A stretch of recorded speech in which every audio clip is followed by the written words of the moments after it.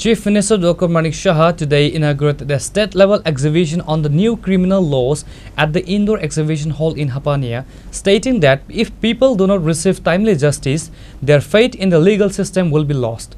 He highlighted several key features of the new laws, including the provision of zero FIR, which allows a person to file a complaint at any police station, and the mandatory provision for police to provide a free copy of the complaint received to the complainant.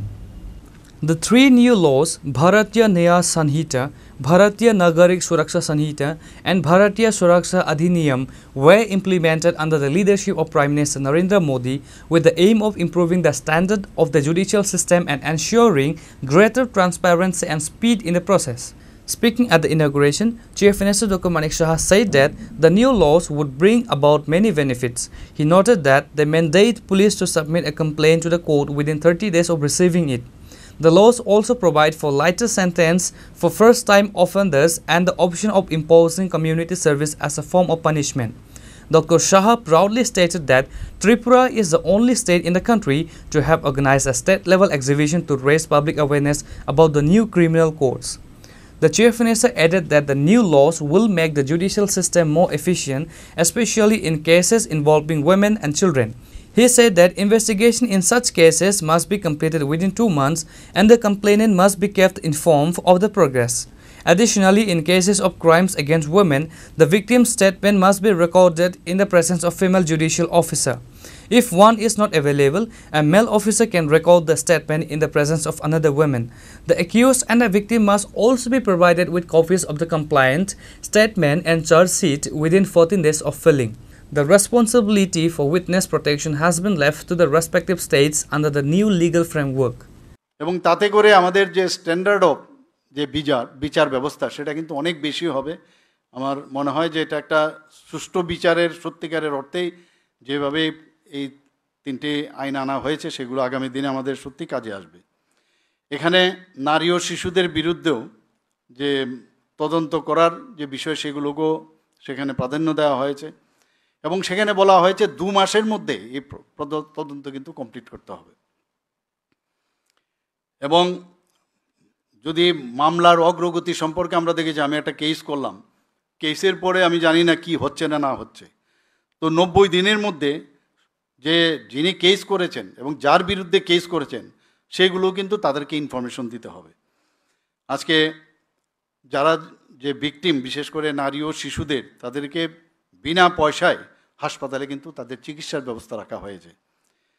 আমি একটু আগে বলেছি যে ইলেকট্রনিক্সের যে পদ্ধতি, সেই পদ্ধতিতে যে কোনো জায়গা থেকে যে কোনো জায়গায় আমরা কিন্তু যে কোনো বিষয়ে, সেটা আইনের বিষয়ে হোক বা এফআইআরের বিষয়ে হোক, সব জায়গায় তার একটা যে কমিউনিকেশন সেই ব্যবস্থা থাকবে। এখানে বলা হয়েছে অলরেডি যে statement in presence of women magistrate, মহিলাদের বিরুদ্ধে যখনই কোনো সমস্যা হয় তাদের যখন স্টেটমেন্ট নেওয়া হয় তো মহিলা ম্যাজিস্ট্রেটের সামনে সেটা রাখতে হবে। কোনো কারণে যদি মহিলা ম্যাজিস্ট্রেট না থাকে, পুরুষ থাকতে পারবে কিন্তু একজন মহিলা সেখানে থাকতে পারে, যাতে করে তার জবানবন্দি খুব সেই পরিবেশ সেখানে থাকবে, যাতে করে সে প্রপারলি দিতে পারে। 14 দিনের মধ্যে অভিযুক্ত ও ভিকটিম উভয়ই এফআইআর, পুলিশ রিপোর্ট, চার্জশিট, জবানবন্দি, স্বীকারোক্তি সমস্ত কপি তাদের কাছে, তাদের রাইট আছে সেটা পাওয়ার। এখানে অনেক সময় আমরা দেখি যে কোর্টে গেলে যে আজকে এটা আমাদের আরও ডেটের পর ডেট দিতে থাকে, সেই জায়গার মধ্যে এখন বলা হয়েছে যে সর্বোচ্চ 2টি শুনানি করা যাবে, এর বেশি না। স্থগিতাদেশ দেওয়া যায় 2 দিন, এর বেশি না। এখানে আমরা জানি যে ফৌজদারি আইনের যারা সাক্ষী দেন তাদের কিন্তু নিরাপত্তার একটা বিষয় ভেরি ইম্পর্ট্যান্ট। অনেকে পরবর্তী সময়ে সাক্ষী দিতে চায় না, তো সেই সুরক্ষা যাতে দেওয়া যায়, সাক্ষী সুরক্ষা প্রকল্প সেটা আমাদের স্টেটের উপরে ছাড়া হয়েছে, যে তার জন্য যা যা দরকার স্টেট ইচ্ছে করলে সেটা করতে পারে। সমতা প্রদানের লক্ষ্যে এখন তৃতীয় লিঙ্গের ব্যক্তিদেরও এই যে আইন সেখানে অন্তর্ভুক্ত করা হয়েছে।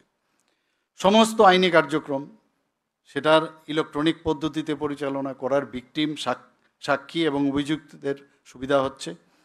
এর ফলে তাড়াতাড়ি যে আইনি প্রক্রিয়া সেটা ত্বরান্বিত হবে। অডিও ভিডিও রেকর্ডিং ও স্টেটমেন্ট সেগুলোও করার জন্য সেই ব্যবস্থা রাখতে হবে।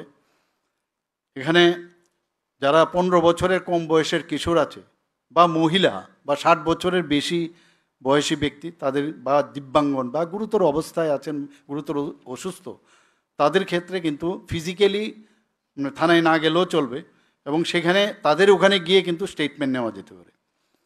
বিএনএসের একটি নতুন অধ্যায় এখানে আমার মনে হয় হয়েছে, যে নারী ও শিশুদের জন্য যে বিচার এবং তার যে সুরক্ষা, সেখানে এই ব্যবস্থা এখানে রাখা হয়েছে। The exhibition, which began today, will be open to the public until September 14.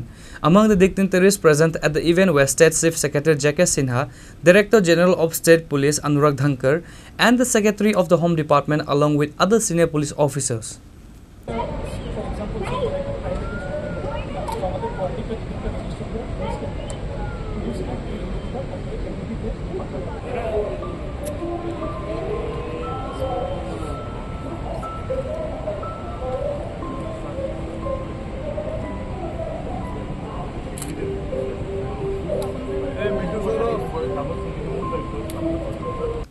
Reporter by Pranav from Agartala, Chinikhorang.